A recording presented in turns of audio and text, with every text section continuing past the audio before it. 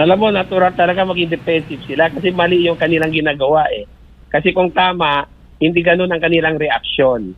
So that kind of reaction on their part only proves na mali yung kanilang ginagawa.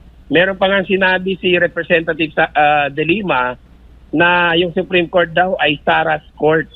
You know, that is contemptible or contumacious, or she may be cited in contempt, indirect contempt of court for saying that. Kasi very irresponsible itong si Representative De Lima in labeling as an officer of the court. Siya ay bilang abogado, more than a congressman, dapat respetuhin niya ang Korte Suprema.